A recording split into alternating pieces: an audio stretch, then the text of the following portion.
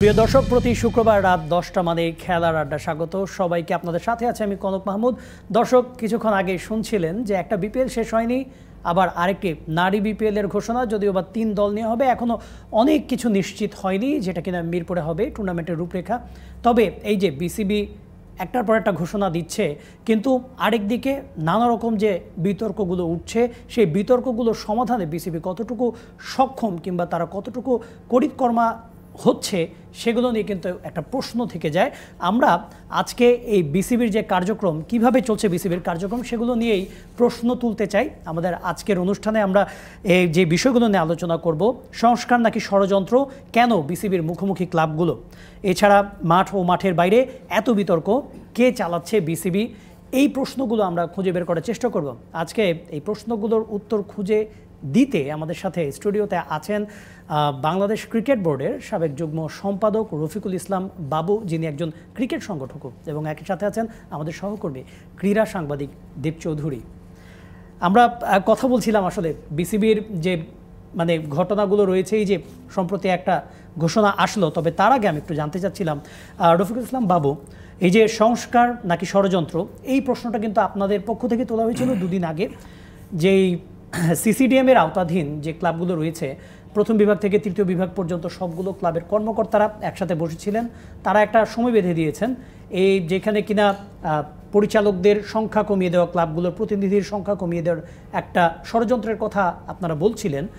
যদি একটু বলতেন যে আসলে কি হচ্ছে এবং কেন হঠাৎ করে ক্লাবগুলো একযোগে বিসিবির বিপক্ষে চলে গেল। ধন্যবাদ। আপনারা জানেন বাংলাদেশের ক্রিকেটটা কিভাবে এসছে। স্বাধীনতার পরবর্তী সময়ে আমাদের দেশের অনেক ভালো ভালো ক্রিকেটার ছিল, কিন্তু তারা কি ক্লাব ভিত্তিক ছিল এবং এই ক্লাবগুলি কিভাবে চলতো আপনারা জানেন যে আমাদের খেলোয়াড়, কোচ এবং ক্লাবের কর্মকর্তারা ওনারাই ছিলেন, এবং বাংলাদেশের ক্রিকেটকে কিন্তু এইভাবে আস্তে আস্তে ওনারা নিয়ে আসছেন। এবং আমি যদি না ভুল করি, সেটা হলো 1976 সালের পরে ফার্স্ট আমাদের খেলোয়াড়রা অনুভব করলো যে আমাদের যে খেলা, এই খেলাটা আন্তর্জাতিক অঙ্গনে নিয়ে যাওয়া উচিত, এবং ক্লাবের সংগঠক এবং খেলোয়াড়রা সেটার জন্য কিন্তু তৎকালীন প্রেসিডেন্ট, স্বাধীনতার মহান ঘোষক শহীদ প্রেসিডেন্ট জিয়াউর রহমান সাহেবের কাছে কিন্তু ওনারা সব খেলোয়াড়রা গিয়েছিলেন, এবং ওনাদেরকে খেলোয়াড়দেরকে আশ্বস্ত করেছিলেন উনি যে বাংলাদেশের ক্রিকেটকে আন্তর্জাতিক অঙ্গনে পরিচিত করার একটি স্টেপ উনি নেবেন। এবং সেই সময় কিন্তু এমসিসিকে বাংলাদেশ আমন্ত্রণ জানিয়েছিল। এবং আমি যদি না ভুল করি, 1977 সালের 7ই জানুয়ারি প্রথম বাংলাদেশ দল এবং এমসিসির ভিতরে 3 দিনের একটি বেসরকারি টেস্ট ম্যাচ অনুষ্ঠিত হয়েছিল, এবং সেটার মাধ্যমে কিন্তু আমাদের এই ক্রিকেটের আন্তর্জাতিক অঙ্গনে প্রবেশ, তারপরে আইসিসির সহযোগী সদস্য হিসাবে আত্মপ্রকাশ করে ওই সময়। এবং দেখেন, তারপরে বাংলাদেশের ক্রিকেটটা ক্লাব ভিত্তিক কিন্তু গড়ে উঠেছে, এবং এই ক্লাবগুলি যে পরিচালনা করত, যে সংগঠকরা আছে, তারা কিন্তু দেশের বিভিন্ন প্রত্যন্ত অঞ্চল থেকে ক্রিকেটার সংগ্রহ করার কাজে নেমে পড়ল, এবং ঢাকা ভিত্তিকই কিন্তু বাংলাদেশের ক্রিকেটটা গড়ে উঠল। এবং এই যে ক্রিকেটের যে বাংলাদেশের আজকে এই অবস্থা, সেটা কিন্তু এই ক্লাবের মাধ্যমে, এবং বাংলাদেশের ঢাকার, বিশেষ করে ঢাকার কিছু সংগঠক, ঢাকার বাইরেও অনেক সংগঠক আছে, তারা কিন্তু ঢাকাতে কিভাবে খেলোয়াড় পাঠাবে, কোন ক্লাবে পাঠাবে, সেটার জন্য ব্যস্ত হয়ে কিন্তু ওই সময়টা ঢাকা লিগ কিন্তু একটা আইকনিক একটা ইভেন্টে পরিণত হয়েছিল সাউথ এশিয়া। এক্সাম্পল হিসাবে আমি বলতে পারি, দেখেন ইংল্যান্ডের কাউন্টি ক্রিকেটটা হয়, সারা বিশ্বের ক্রিকেটাররা কিন্তু ওখানে খেলার জন্য একটা বসে থাকে যে কখন শুরু হবে। তেমনি বাংলাদেশের প্রত্যন্ত অঞ্চলের যত ক্রিকেটার আছে, তারা কিন্তু বসে থাকে যে ঢাকার কোন ক্লাবে কে খেলবে, কোন ডিভিশনে খেলবে। সুতরাং যেইভাবে আস্তে আস্তে যে আমাদের ক্লাবগুলি গঠিত হলো, এবং তাদের পুরস্কার স্বরূপ কী করলো, ক্রিকেট বোর্ড হলো, ক্রিকেট বোর্ডের তাদেরকে একজন করে কাউন্সিলর দেওয়া হলো, এবং কাউন্সিলরের মাধ্যমে বোর্ড ডিরেক্টর নির্বাচিত হলো, তারা ক্রিকেট পরিচালনা করতে। এটাই স্বাভাবিক। এবং তারপরে আমরা অনুভব করলাম যে ঢাকার ক্রিকেটকে, ঢাকায় শুধু ক্রিকেটটা না, ক্রিকেটকে আরও বাইরে ছড়িয়ে দিতে হবে। সেই ক্ষেত্রে আমরা বিভিন্ন ডিস্ট্রিক্টের কাউন্সিলর নেওয়া শুরু করলাম, এবং সেখান থেকেও বোর্ড ডিরেক্টর আনা হলো, এই কারণে যে ওই ডিরেক্টররা ওই অঞ্চলে তাদের ক্রিকেটের বিকাশ ঘটাবে, বিভিন্ন খেলার আয়োজন করবে, একটা নিয়মতান্ত্রিক প্রক্রিয়া চলছিল। হঠাৎ করে কি এমন হলো যে এখন দেখেন, ঠিক এই মুহূর্তে এসে বাংলাদেশের ক্রিকেটটা একটা পর্যায়ে চলে গেছে। তো আমি যেটা হয়েছে যে 5ই আগস্টের পরে ঠিক এই জিনিসগুলিকে সংস্কার, আমাদের গঠনতন্ত্র, কনস্টিটিউশন অ্যামেন্ডমেন্ট কমিটি একটি গঠিত হয়, যেটা প্রধান হলো জনাব নাজমুল আবেদিন ফাহিম। উনি কিন্তু ওনার পছন্দ মতো আরও 3-4 জনকে নিয়ে এই ঘটনাতন্ত্র সংশোধন কাজে হাত দিয়েছে। এবং ফরচুনেটলি যে ড্রাফটটা করেছে, এটা অনেক অধ্যায় বাকি আছে এগুলি পাশ করার ক্ষেত্রে, যে ড্রাফটটা করেছে সেই ড্রাফটটা কিন্তু বিভিন্ন চ্যানেল এবং পত্রিকার মাধ্যমে আমরা জানতে পারি। এবং সেখানে দেখা যায় যে গত বোর্ডের যে পাশ করা হয়েছিল যে 76 জন কাউন্সিলর, সেখান থেকে এটা কমিয়ে 30 জনকে করা হয়েছে। এবং 12 জন যে ঢাকার বোর্ড ডিরেক্টর ছিল বোর্ডে, টোটাল 25 জনের ভিতরে, সেটা কমিয়ে 4 জনকে করা হয়েছে। তো এই জিনিসটা যে করলো, এটা কিসের জন্য করলো, কেন করলো, এটার আমরা প্রতিবাদ করেছি। এবং ক্লাবগুলি যে তাদের এত অবদান, সারা মানে দেশের যে ক্রীড়া সংগঠকরা সব এক হয়েছে, দেশের মানে ঢাকার সবাই যে এটা তাদের প্রতি অবিচার করা হয়েছে এবং ক্রিকেটকে অপমান করা হয়েছে, সেটার প্রতিবাদ স্বরূপ কিন্তু আমরা কিছুদিন আগে হোটেল পূর্বানীতে বসেছিলাম এবং 67টি ক্লাব এখানে উপস্থিত ছিল। এবং তারা বলেছে যে এই সিদ্ধান্ত আমরা মানি না, এটা যদি পরিবর্তন না করে, আমরা যদিও প্রাথমিক অবস্থায় পেয়েছি, এটা পরিবর্তন না করলে হয়তো আমরা লিগ বর্জন করব, এই পর্যায়ে আমরা আছি। এবং আমরা তখন ঘোষণা দিয়েছিলাম যে আমরা লিগের খেলা খেলবো না যতক্ষণ পর্যন্ত এটা আবার সংশোধন না করা হয় এবং পূর্বের ইয়েতে ফিরে না যায়। এবং সেই জন্য আমরা আগামীকাল মাননীয় বোর্ড প্রেসিডেন্টের কাছে একটি স্মারকলিপি দিব যে এটা যাতে অতি সত্বর আবার আগের ফর্মে নিয়ে আসে। আমি সহকর্মী দেব চৌধুরীর কাছে যাবো। আমি একটু জানতে চাচ্ছিলাম যে আপনারা অলরেডি 2 দিন চলে গিয়েছে, 2 দিনের বেশি সময় পার হয়ে গিয়েছে, সেই সভাটির পরে এখন পর্যন্ত কোনো ফিডব্যাক এসেছে কিনা বিসিবির কাছ থেকে?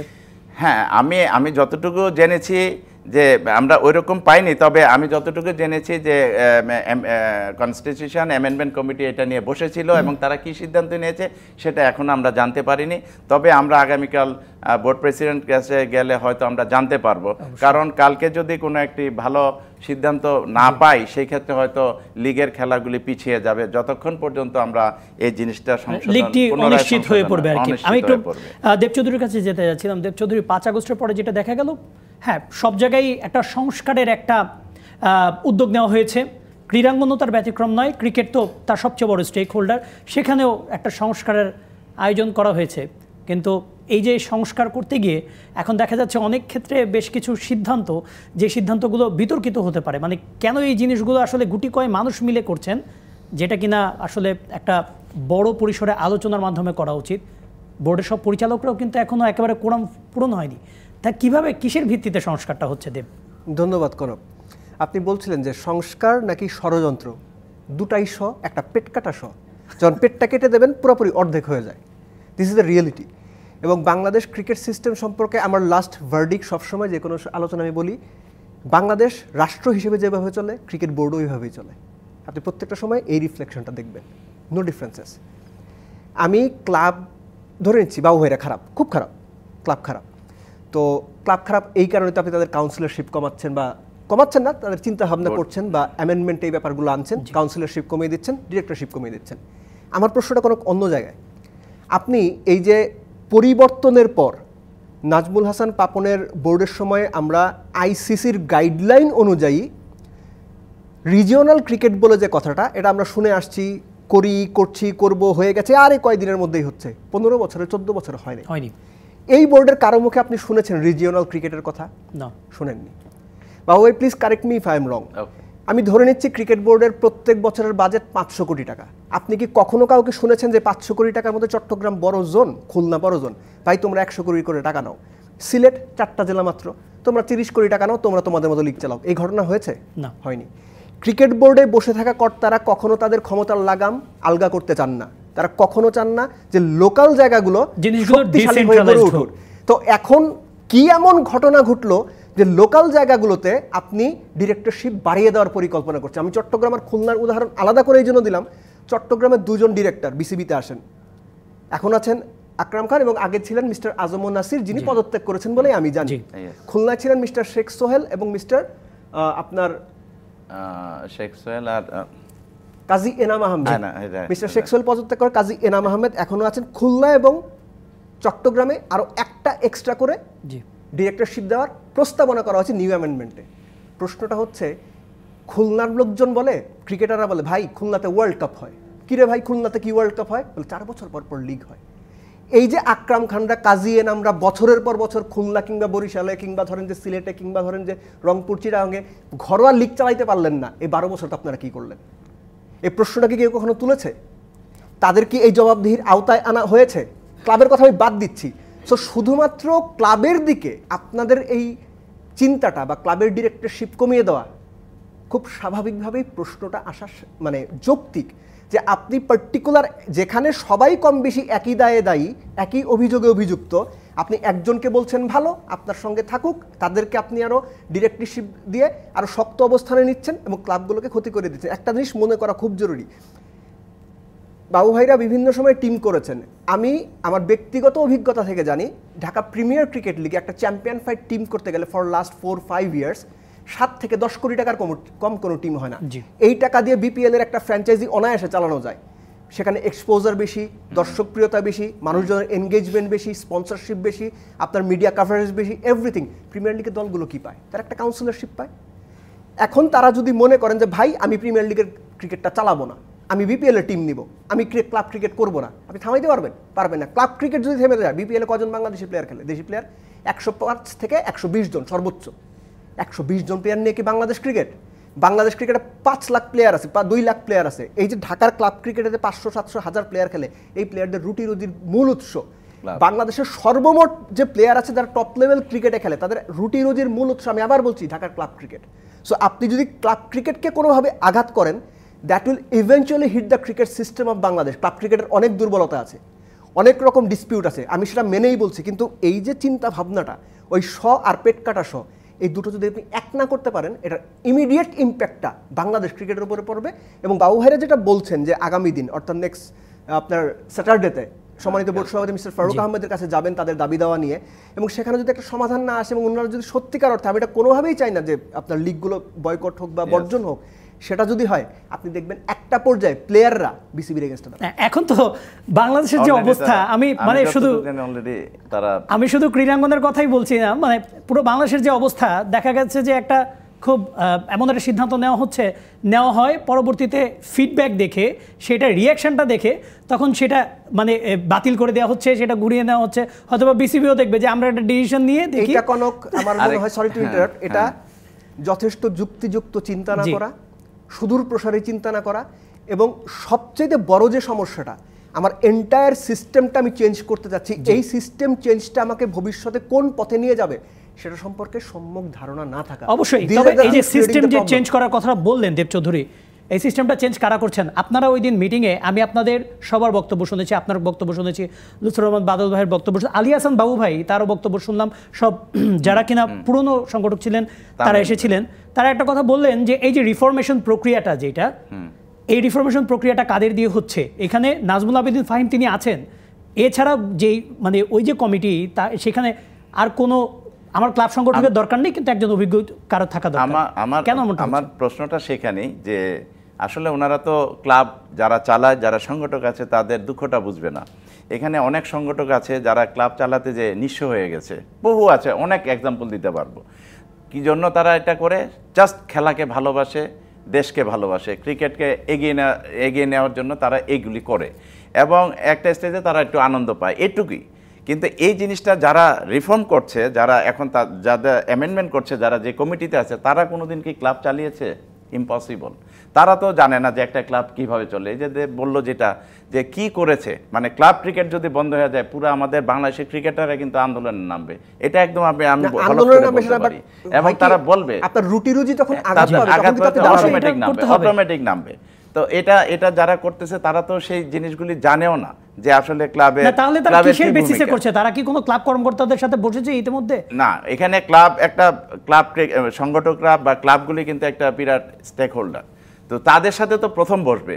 এবং ক্রিকেটের সাথে যারা সংশ্লিষ্ট আছে, আমাদের খেলার কল্যাণ সমিতি আছে, আমরা ক্লাবগুলি আছে, বা আম্পায়ার্সরা আছে, অনেক সবাইকে নিয়ে বসে তারপরে একটা কোন জায়গাটায় রিফর্ম করতে হবে, কোন জায়গাটায় হাত দিতে হবে, সেগুলি চিন্তা করা উচিত। আজকে দেখেন ঢাকার বাইরে যারা আছে, কাউন্সিলররা আছে, বা ঢাকার বাইরে থেকে যারা আছে, যেটা বললো যে ঢাকার বাইরেও তো অনেক জেলায় লিগ হয় না, বছরের পর বছর হয় না। আর এই লিগ না হওয়ার ফলে কি হয়েছে জানেন?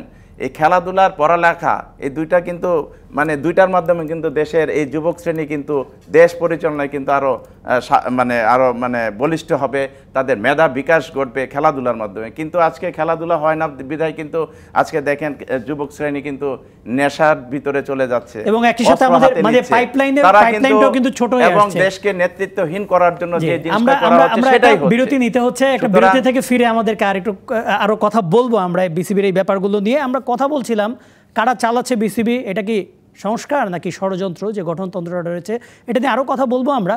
একটা বিরতি নিচ্ছি, সাথে থাকুন। বিরতির পর আবার ফিরে এলাম ডিবিসি নিউজের খেলার আড্ডায়। আপনাদের সাথে আছে আমি কনক মাহমুদ, আমার সাথে স্টুডিওতে আছেন বাংলাদেশ ক্রিকেট বোর্ডের সাবেক যুগ্ম সম্পাদক রফিকুল ইসলাম বাবু এবং সাথে আছেন ক্রীড়া সাংবাদিক এবং বিশ্লেষক দেব চৌধুরী। আমরা কথা বলছিলাম বিসিবি নিয়ে, যে মাঠ ও মাঠের বাইরে এত বিতর্ক, কে চালাচ্ছে আসলে বিসিবি। আমরা দেব চৌধুরীর কথা শুনছিলাম, আমি আবার রফিকুল ইসলাম বাবুর কাছে একটু যেতে যাচ্ছি। সেটা হচ্ছে যে এই যে এত যে আলোচনা হচ্ছে বিসিবিতে, দেখা যাচ্ছে যারা আগে তো যিনি বোর্ড প্রেসিডেন্ট ছিলেন তিনি একাই কিন্তু সব ডিসিশনগুলো জানাতেন, সংবাদ মাধ্যমে সবসময় তাকেই দেখা যেত। তবে এখন বোর্ড প্রেসিডেন্ট সংবাদ মাধ্যমে আসেন, তবে খুব কম আসেন, তার থেকে বেশি যার পরিচালক আছেন, বিশেষ করে ফাহিম ভাই, তিনি বেশিরভাগ ক্ষেত্রে সংবাদ মাধ্যমে আসেন। বাকি যে পরিচালকরা আছেন তারা কিন্তু খুব একটা বেশি সামনে আসেন না, ডিসিশনগুলো জানান না। আজকেও আমরা একটা দেখলাম যে এই যে মাত্র 3 দল নিয়ে একটা নারীদের বিপিএল আয়োজন হচ্ছে, একটা বিপিএল শেষই হয়নি। তো এইখানে প্রশ্ন যে আসলে কে চালাচ্ছে বিসিবি, এই ডিসিশনগুলো কিভাবে আসছে এই যে এত বিতর্কের মধ্য দিয়ে? ধন্যবাদ। আপনারা জানেন যে বোর্ডে অনেক ডিরেক্টর আছে, তারা বিভিন্ন স্ট্যান্ডিং কমিটির চেয়ারম্যান হয়ে থাকেন। তা আমি যেটা গত বোর্ডের দেখেছি যে বোর্ডের প্রেসিডেন্টই সব কিছু বলেন, আসলে এগুলি ঠিক নয়। এখানে যে স্ট্যান্ডিং কমিটি যার যে দায়িত্বটা আছে সেই কমিটির চেয়ারম্যানকে বলাটাই হলো সর্বোত্তম। তার দায়িত্বটা সে বলবে যে সে কি করছে না করছে। তেমনি এখনও যেটা চলছে, এখানে অনেক বোর্ড ডিরেক্টর আছে, তারা বলবে যে কাকে কি দায়িত্ব দেওয়া হচ্ছে, তার কি কি দায়িত্ব কি কাজ করছে সেটা বলা। কিন্তু একজন যদি সব কিছু বলো সেখানে কিন্তু অনেক ভুল হওয়ার সম্ভাবনা থাকে। সুতরাং তাহলে বাকি ডিরেক্টররা কি করছে, আমরা তো তাদের কোনো ভূমিকা দেখতে পাচ্ছি না। তারা শুধু কি ওই কোরআন সংকট নিরসনের জন্যই এখানে আছে বোর্ডে? আপাত দৃষ্টিতে তাই মনে হচ্ছে যে কোরআন সংকট যাতে না হয় সেই জন্য তারা বোর্ডে আছে। তারা কিন্তু আর অন্য কোনো ডিসিশন নিচ্ছে বলে আমার মনে হয় না। কারণ আমরা দেখতে পাচ্ছি যে এখানে একজন দুজনই কথা বলে, একজন দুজনই কাজ করে, সব কিছু করে। তো এইটার থেকে উত্তরণের অনেক পথ ছিল যে অনেক ডিরেক্টর নাই, সেখানে এখন নির্বাচন দিয়ে তাই ওই ডিরেক্টর পোস্টগুলি পূরণ করা, সেটাও করছে না। তাহলে বোর্ডে হচ্ছেটা কি? ওই একজন দুজনই কাজ করছে আর বাকি কেউই কাজ করছে না, এটা ঠিক নয়। তাহলে এটার অর্থ হলো যে মানে আগে যেভাবে চলছে একজন দুজন এতজন 25 জন ছিল, এখনো তাই, সেটার রিফ্লেকশন আমরা দেখতে পাচ্ছি। অবশ্যই দেব, আমরা মানে বাবু ভাই যেটা বলছিল যে এই যে এতগুলো ডিসিশন আসছে, আমরা দেখছি খুব বেশি হলে একজন দুইজনের কাছেই আসছে, আবার সেগুলো যে ঠিকঠাক মতো আসছে তাও না। দেখা যাচ্ছে অনেক সময় আমরা অন্তর্দ্বন্দ্বের খবর পাচ্ছি, ক্ষমতার দ্বন্দ্বের খবর পাচ্ছি। মানে এই জিনিসগুলো মানে কিভাবে তাহলে বিসিবির কার্যক্রমটা চলছে? মানে এইভাবে করে যে যার মতো করে একটা অ্যান্সার দিয়ে দিচ্ছেন, পরবর্তীতে দেখা যায় সেটা বাস্তবায়ন হচ্ছে না। বিভিন্ন পাবলিক বাসে যখন উঠবেন দেখবেন সামনে লেখা থাকে পরম করুণাময়ের নামে চলিলাম। বিসিবির বর্তমান অবস্থাটা অনেকটা ওই রকম। যদি ভুল না করি 21 অগাস্ট 2024 এই বোর্ডটার এই কমিটিটা ফর্ম করা হয়েছিল। তো সব মিলে বোধহয় 5 মাস হতে চলল। স্ট্যান্ডিং কমিটির যে বিষয়টা, যে বিসিবির প্রেসিডেন্ট যিনি থাকবেন, he use to act like an principal of an institution, যে আপনার ভাই ক্রিকেট অপারেশনসে অমুক, গেম ডেভেলপমেন্টে অমুক, আম্পায়ার্স কমিটিতে অমুক, তারা তাদের কাজটা করবে, তারা তাদের কর্মপরিকল্পনা দেবেন, অপারেশনাল প্ল্যান দেবেন। সেখানে যদি কোনো ব্যত্যয় হয় তারা জবাবদিহি করবেন বোর্ড প্রেসিডেন্টের কাছে। এখন আপনি ডিবিসি নিউজে এখন খেলার আড্ডার একজন প্রেজেন্টার, আপনিই প্রেজেন্টার, আপনিই ক্যামেরা পার্সন, আপনি এখানে গেস্ট, কিছু হইল না। কিন্তু এই না হওয়াটাই ক্রিকেট বোর্ডে হচ্ছে। আমরা নাজমুল আবেদিন ফাহিম স্যারের কথা বলছি। ফাহিম স্যার খুবই শ্রদ্ধেয় মানুষ, অবশ্যই তার প্রজ্ঞা, তার ক্রিকেট জ্ঞান কিংবা তার অন্যান্য যে ক্রিকেটীয় কালচার নিয়ে তার যে চিন্তাভাবনা, এগুলো নিয়ে প্রশ্ন তোলার সুযোগ অন্তত আমার দিক থেকে নাই। আমরা প্রায়ই দেখি ফাহিম স্যারকে মিডিয়ায় এসে কথা বলতে। আমার কেন যেন মনে হয় যে সব কিছুই বোধহয় ওনাকে দিয়ে ফেস করানো হচ্ছে। কারণ আমি আমার প্রিভিয়াস অভিজ্ঞতা থেকে বলি, ফাহিম স্যার যখন প্রেস কনফারেন্সে আসেন তখন তার প্রতি শ্রদ্ধাবোধের কারণেই হোক বা তার প্রতি একটা সফট কর্নারের কারণেই হোক, যে বা একটা ভালো লাগার জায়গা থেকে অনেকে অত শক্ত প্রশ্ন অনেক সময় করেন না। তো আমি নিজেও এটা করেছি। এবং এই মানুষটাও কিন্তু বঞ্চিত হয়েছেন এবং বিভিন্ন সময়ে। সেই জায়গাতে অন্য কোনো ডিরেক্টর যদি থাকতেন তার চেয়ে তো 5 গুণ করা প্রশ্ন ফেস করতে হতো। এটা বিসিবির স্ট্র্যাটেজিক্যাল জায়গা হতে পারে। আর অন্যান্য যে বিষয়গুলো আপনি বলছেন, স্ট্যান্ডিং কমিটি না করতে পারার কারণে বা না থাকার কারণে অফিসিয়ালি যেটা হয়, জবাবদিহির কোনো জায়গা থাকে না, যে কোথায় ভুল হলো, কোথায় ব্যত্যয় হলো। আপনি বিপিএল, নারী বিপিএল এর কথা বলছিলেন, যে প্রসঙ্গটা দূরে চলে যাবে। মেয়েদের বিপিএল শুরু করাটা সময়োপযোগী ভালো সিদ্ধান্ত বলেই আমি মনে করি, কিন্তু এই সিদ্ধান্তটা তখনই সুন্দর হবে যখন সেটা প্রপারলি বাস্তবায়ন করতে পারবেন বিসিবির যে বিপিএল গভর্নিং কাউন্সিল আছেন। আমাদের লাস্ট উদাহরণটা কি, আমি যদি এখন আপনাকে বলি, এই যে বিপিএল এর ফ্র্যাঞ্চাইজিগুলো হয়, 3 parties, people governing council, the franchises and the cricketers, এই যে 3 পার্টির মধ্যে যে চুক্তি হওয়ার কথা, আপনি যখন ডিবিসি নিউজে জয়েন করেছেন, চাকরি করতে এসে আপনার সঙ্গে একটা চুক্তিপত্র হয়েছিল যে বাবা তুমি প্রত্যেক মাসে বছরে এত টাকা বেতন পাবা, বোনাস পাবা, আপনি সাইন করেছেন। ভাই আমি জেনে বলছি, প্রথম আলোতে নিউজও আছে, আপনি সার্চ করলেই পাবেন, ফ্র্যাঞ্চাইজি, বিসিবি এবং প্লেয়ার্স 3 পার্টির চুক্তি, কোনো চুক্তিতে কেউ কখনো সাইন করে নাই, চুক্তিতে সাইনই হয় নাই। এই হচ্ছে বিপিএল ফর ইউ। এবং বিপিএল গভর্নিং কাউন্সিল থেকে এই চুক্তির পেপারসগুলো পাঠানো হয় at the mid of the ongoing BPL অথবা বিপিএল এর একেবারে শেষ পর্যায়ে গিয়ে। এই হচ্ছে বিসিবির পেশাদারিত্ব। এবং এই চুক্তির ব্যাপারটাকে এতখানি নেগলেক্ট করা হয় যে পুরো ব্যাপারটা একটা তামাশায় পরিণত হয়। চুক্তি মানে হচ্ছে কিছু আবর্জনা, কিছু কাগজপত্র, কিন্তু একটা প্রফেশনাল নর্মে, প্রফেশনাল জায়গায় আপনি যদি একটা ইন্ডিপেন্ডেন্ট বডি হিসেবে কোনো কিছু রান করাতে যান, কোনো 2 পার্টি 3 পার্টিস যদি চুক্তি হয়, that agreement should be signed before the operational procedure. অবশ্যই দেব চৌধুরী যেটা বলছিলেন বাবু ভাই, যে নাজমুল আবেদিন ফাহিম সর্বজন শ্রদ্ধেয় একজন ব্যক্তি, তিনি একজন ক্রিকেট বিশেষজ্ঞ, ক্রিকেট বিশ্লেষক, আমরা তাকে দেখি। কিন্তু একটা ব্যাপার হচ্ছে, যখন বিপিএল নিয়ে কোনো প্রশ্ন থাকে উনি উত্তর দিচ্ছেন। এই যে আপনাদের যে সংস্কার, এইটা নিয়ে উনিই কাজ করছেন। অনেক সময় দেখা যায় ডেভেলপমেন্ট বিভিন্ন প্রসেস নিয়ে উনিই কথা বলছেন। কদিন আগে ওনাকে নিয়েই দেখা গেল যে একটা বিতর্ক সৃষ্টি হলো। একজন সাবেক পরিচালক এবং সাবেক অধিনায়ক, তিনিও তার ব্যাপারে কথা বললেন, অনেকেই কথা বললেন। এই জিনিসটাকে শোভনীয় হচ্ছে? Definitely not. যখন একটা অর্গানাইজেশনের ভিতরে যারা ইনভলভ থাকে, তাদের ভিতরে যদি কোঅর্ডিনেশনটা ঠিক না থাকে, তাহলে যেটা হওয়ার সেটাই হচ্ছে। এই যে সমালোচিত হচ্ছে, এবং একটা স্টেজে আমি দেখলাম ফাহিম ভাইকে যে উনি বোর্ড থেকে পদত্যাগ করতে মানে রাজি আছে, এরকম অবস্থায় চলে গিয়েছিল। তো এটা কি মানে কেমন দেখা? এটা তো মানে শোভনীয় নয়। তাহলে আমাদের এই যে নতুন প্রজন্ম তরুণরা কি দেখবে, যে বিসিবিতে এরকম একজন আরেকজনের বিরুদ্ধে লাগছে, কথা বলছে, সে পদত্যাগ করতে চাচ্ছে। এখানে তো লোক বেশি নেই, তারপরে তো এই ধরনের মিসকোঅর্ডিনেশনের জন্য কেন দল সাফার করবে বা দেশ সাফার করবে? এটা তো ক্রিকেটের উপরে এটা আসছে, অটোমেটিক আসতেছে। কিন্তু তা আমরা চাই তো ক্রিকেটটা সুষ্ঠু সুন্দরভাবে চলুক। একটা মানে ক্রিকেট আমি বলবো যে জেন্টলম্যান গেম, এবং এটা রাজকীয় খেলা। তো সেটার থেকে আমরা কোন দিকে চলে যাচ্ছি, এটা ঠিক নয়। এবং এটার একটাই অন্যতম কারণ হলো আমাদের এখানে ডিসেন্ট্রালাইজেশন অফ মানে রেসপন্সিবিলিটিস অ্যান্ড ডিউটিস, এটার একটা অভাব আমি দেখতে পাচ্ছি টোটালি। কারণ এগুলি যদি যার যার দায়িত্ব আরও ভাগ করে দিত, তাহলে ওই দায়িত্বগুলি তারা নিতে পারতো এবং সঠিক উত্তরগুলি তারা দিতে পারতো। যখন একজন দুজনের উপর সবকিছু চলে আসে, তখন কিন্তু অনেক সময় ভুল হয়ে যায়। এখন আমরা এর আগেও দেখেছি কয়েকজন বোর্ড পরিচালক তারাই সব দায়িত্ব নিয়ে নিতেন, কিংবা বোর্ড প্রেসিডেন্ট বলতেন এখন আমি বিপিএল করছি, কদিন আগে এনসিএল করলাম, আবার ইন্টারন্যাশনাল ট্যুরগুলি আছে, আবার নারীদের বিপিএল করছি। এই যে এত কিছুর মধ্যে দেব, আদৌ কি গঠনতন্ত্র সংস্কারটা হবে? আমরা কি নির্বাচনটা দেখতে পারবো খুব রিসেন্টলি এই বিসিবিতে নাকি? না, রিসেন্টলি দেখতে পাওয়ার সম্ভাবনাটা তুলনামূলক কম। আমি কেন বলছি, আপনার অ্যাজ পার কনস্টিটিউশন 2025 অক্টোবরে এই রানিং বোর্ডটা যে আছে, এদের মেয়াদটা শেষ হবে। সো ওই সময়ে তার আগে পরে যে কনস্টিটিউশনের টাইম আছে, 15 দিন আগে বা 20 দিন পরে আপনি করতে পারেন, 1 মাস পরে, সেটা আপনি করবেন। এখন কথা হচ্ছে এই যে ইলেকশনটা, এই ইলেকশনটাতে যারা পার্টিসিপেট করবেন তারা কারা? বিভিন্ন জায়গার যে কাউন্সিলররা আছেন ডিস্ট্রিক্টে, তারপরে হচ্ছে আপনার এই ক্লাবগুলোতে, তারাই তো পার্টিসিপেট করবেন। এখন আপনি যে ষড়যন্ত্রের কথাটা বলছিলেন, মূল পয়েন্টটা এখানে এসে আটকে যাবে যে বিসিবির যদি কোনো পক্ষ আগামী নির্বাচনটাকে প্রভাবিত করতে চায় এবং নির্বাচনের ফল বা ভোট যদি তার পক্ষে বা তার ব্যালটে আনতে চায়, সেই ক্ষেত্রে টপমোস্ট বা মানে আউটমোস্ট priority should be the amendment of the constitution. Constitution ঠিক করা মানেই হচ্ছে যে আপনি আপনার ভোটের হিসাবটা আপনার পক্ষে যেভাবে আসবে আপনি সেভাবে করতে চাইবেন।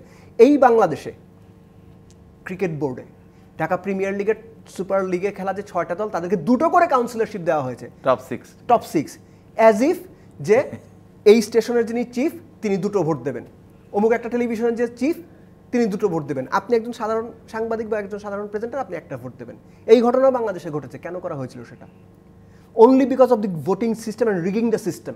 সো এখন যদি এই অ্যামেন্ডমেন্টটাকে নিয়ে কেউ প্রশ্ন তোলে যে এই অ্যামেন্ডমেন্টের মূল উদ্দেশ্য হচ্ছে আগামী নির্বাচনটাকে প্রভাবিত করা, কিংবা যারা ওই নির্বাচনে নিজেদের পক্ষে সব কিছু আনতে চান তারা এটার পক্ষে কাজ করছে, তাহলে আমার মনে হয় সেটা খুব বেশি ভুল হবে না। হ্যাভিং সেড দ্যাট, আপনি যদি ক্লাব ক্রিকেটের councillorship, directorship, the number of directorship, এটা যদি আপনি কনস্টিটিউশনের মাধ্যমে পরিবর্তন করতে চান, সহজ কথায় কমাতে চান, তাহলে আপনার জেলা এবং বিভাগীয় পর্যায়ে যে কাউন্সিলরশিপ আছে, যে ডিরেক্টরশিপ আছে, তাদেরও পারফরমেন্স বেসড ওই ব্যাপারটা সংশোধন করা উচিত, এটা আমার মনে হয়। আচ্ছা, ধরেন যে নির্বাচন দিল না, যেইগুলো হচ্ছে সেগুলো তো প্রপারলি নির্বাচন আপনাকে দিতে হবে, কারণ আইসিসির কনস্টিটিউশন অবশ্যই। কিন্তু এই যে রিসেন্টলি নির্বাচন দিচ্ছে না, ধরেন বিপিএল নিয়ে যে জিনিসগুলো হচ্ছে, বিপিএলও তো কোনো কিছু প্রপারলি হচ্ছে না। এই যে প্লেয়ারদের পারিশ্রমিক নিয়ে যে জিনিসটা হলো, এই জিনিসটা মানে কেন হলো, এবং হচ্ছে যে সেই প্লেয়াররা কোনো টাকাই পায়নি একটা টিম। এটার অন্যতম কারণ আমি যতটুকু শুনেছি,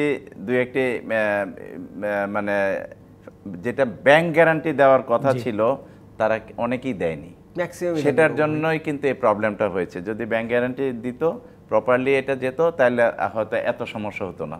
এই পেমেন্টগুলি তারা যথাসময়ে পেয়ে যেত, খেলোয়াড়রা বা কোচেস স্টাফ যারা আছে, প্যানেল যারা। কিন্তু এইগুলি মানে এই যে পুরো একটা অনিয়মের ভিতরে যেটা চললে যেটা হয়, বিশৃঙ্খলা, মানে যেটা দেখতে পাচ্ছি এখন, যে দেখেন রাজশাহীরে কীভাবে মানে মানে অনেকটা ম্যানেজ করে কিন্তু খেলায় নিয়ে আসছে। এটা তো শোভনীয় নয়। এটা ক্রিকেটের জন্য আমরা যে উদ্দেশ্যে বিপিএল করা বা আবার নারী বিপিএল করতেছে, সেটা কি উদ্দেশ্য আমাদের? সেই উদ্দেশ্যটা তো সঠিকভাবে আমরা রাখতে পারতেছি না, বিকজ অফ আমাদের মানে ল্যাকিংস অফ মানে কি মানে দূরদর্শিতা। অবশ্যই, মানে সেই উদ্দেশ্য থেকে আসলে আমরা অনেক আগেই কিন্তু সরে এসেছি। আরেকটা জিনিস দেব যেটা বললো, আমি এটা অ্যাড করি, যে যদি অ্যামেন্ডমেন্ট করতে হয়, যে আমাদের 64টা জেলা আছে, বিভাগ আছে, যেখান থেকে কাউন্সিলর আছে, সেখানে যদি খেলা না হয়, লিগ না হয়, সেই ক্ষেত্রে তার কাউন্সিলরশিপ কিন্তু বাতিল হয়ে যাওয়ার কথা। অবশ্যই। আমরা কি জন্য একটা কাউন্সিলরশিপ দিচ্ছি? যে ওই জেলায় অনেক ভালো ক্রিকেট হয়, ওই কাউন্সিলর অনেক ক্রিকেটের সাথে জড়িত, প্রত্যন্ত অঞ্চলে ক্রিকেটার তৈরি করতে তার সে মানে যথেষ্ট সক্ষম, এবং সে এই ক্রিকেটের সাথে ইনভলভড আছে, তখন তো একটা কাউন্সিলর তাকে সম্মানিত হয়। কাউন্সিলর দ্বারা একটা সম্মান করা থাকে, তার মতামতের মানে যেটা মতামত দিচ্ছে ভোটের মাধ্যমে তার এটা গুরুত্ব দেওয়া। কিন্তু সেটা কেন দিব আমি যদি খেলাধুলা না করে এমনি এমনি দেওয়া? এটা তো হতে পারে অবশ্য, মানে এটা এই জায়গায় সংস্কার করা যায়। তারপরে ডিস্ট্রিক্ট ডিভিশন থেকে যারা বোর্ড ডিরেক্টর হয়ে আসছে, তাদের ওখানেও যদি খেলা না হয়, যেটা বললো যে 4 বছরে একবার হয় বিশ্বকাপ, ঠিক আছে, তো ওইখানে আমি সংস্কার করি যে উইকলি বাদ। মাথায় রাখতে হবে। আমরা আরেকটা বিরতি নিচ্ছি। এই সংস্কারগুলোর যে ব্যাপারগুলো আছে সেগুলো নিয়ে বিসিবিকে আরেকটু গুরুত্ব সহকারে বিবেচনা করা উচিত। আরেকটা বিরতি নিচ্ছি, আমাদের সাথে থাকুন। স্বাগত আরেকবার খেলার আড্ডায়, আপনাদের সাথে আছে আমি কনক মাহমুদ। আমরা কথা বলছিলাম বিসিবির কার্যক্রম নিয়ে, বিসিবির যে সাম্প্রতিক বিতর্কগুলো রয়েছে সেগুলো নিয়ে কথা বলছিলাম। আমাদের সাথে স্টুডিওতে আছেন রফিকুল ইসলাম বাবু, যিনি বিসিবির সাবেক যুগ্ম সম্পাদক ছিলেন, এবং একই সাথে আছেন ক্রীড়া সাংবাদিক দীপ চৌধুরী। আমরা কথা বলছিলাম বিসিবির যে সাম্প্রতিক কার্যকলাপগুলো রয়েছে সেগুলো নিয়ে। আসলে বিতর্ক যদি বিসিবি চায়ও, তাও বিতর্ক পেছনে ফেলাটা সম্ভব না। সাম্প্রতিক সময়ে এই যে আপনার পারিশ্রমিক যে বিতর্কটা, এটা কিন্তু আমাদের প্রিমিয়ার লিগও ছিল, এখন বিপিএলেও এসেছে। কিন্তু এই যে পারিশ্রমিক বিতর্কটা নিয়ে ধরেন বিসিবি প্রেসিডেন্ট তিনি চট্টগ্রামে গেলেন, মিটিং করলেন, এই জিনিসগুলো নিয়েও সেই ফাহিম সাহেবকেই কথা বলতে হচ্ছে। মানে কেন এরকমটা হচ্ছে বিসিবিতে? আমি একটি কথা ইতিপূর্বে বললাম যে যদি প্রপার ওয়েতে সব কিছু করা হতো, কোনো বিতর্কের সৃষ্টি হতো না। সবগুলি কিন্তু মানে কোনো না কোনো গলদ আছে এগুলির ভিতরে, এবং ডিসপিউটেড ম্যাটার অনেক আছে, সেই জন্য কিন্তু একটার পর একটা বিতর্কের জন্ম দিচ্ছে। আমি যদি প্রপার ওয়েতে, যেগুলি ইতিপূর্বে কিন্তু অনেকবার বিপিএল হয়েছে, 2-1বার প্রবলেম হয়েছে, ম্যাক্সিমামই ঠিকমতো চালিয়েছে, সেই ক্ষেত্রে আমি বলবো যে আরও সতর্কভাবে এগুলি করা উচিত। আর বিপিএল থেকে আমাদের অর্জনটা কি সেটাও দেখতে হবে।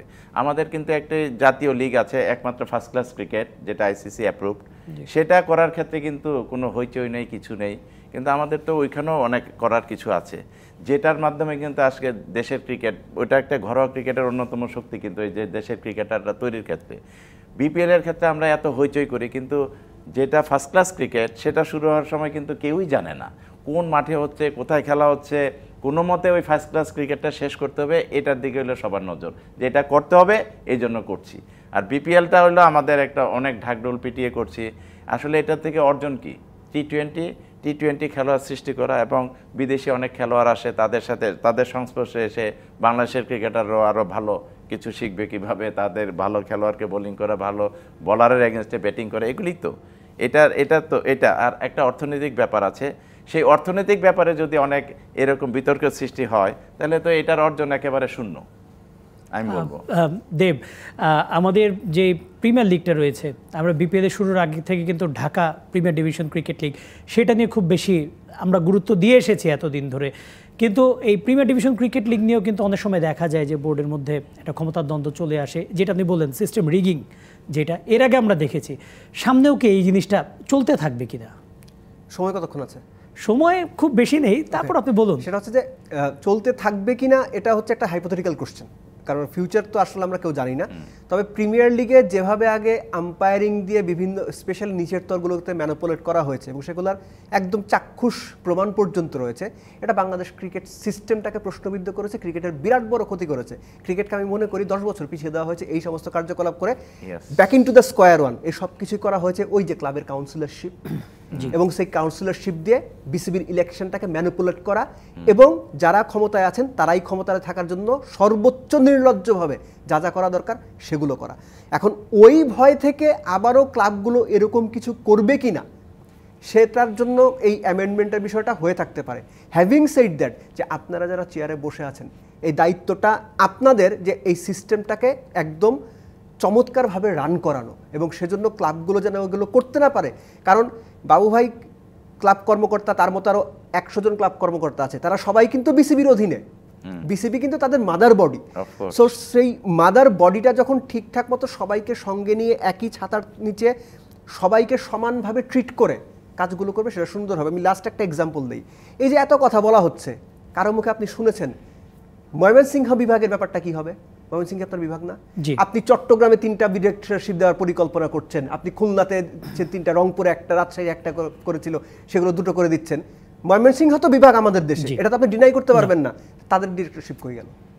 সেটা নিয়েও তো বেশ হিসেবের কই গেল কই? এটাই হিসেবের কই গেল কই? ময়মনসিংহের কথা কি বলবেন? ইয়েস, ওখানে তো ক্রিকেট মানে ক্রিকেটার তৈরির হাব একটা, আমরা যতটুকু একটা সময় ছিল জিএমসিসি, আমি যখন ছোট ছিলাম, গ্রেটার এখন অনেক ক্রিকেটার আছে ওখানে। এখন কিছু হয় না, প্লেয়ার হয় না, ক্রিকেট ক্লাব হয় না। কেন? জিএমসিসি ঢাকা প্রিমিয়ার লিগ ক্রিকেটে পর্যন্ত খেলেছে, যদি বল না করি আমি বাবু ভাই। অনেক ছোট ছিলাম আমি, আপনার পেপারে এগুলার স্কোর কার্ড অনেক ভালো টিম ছিল।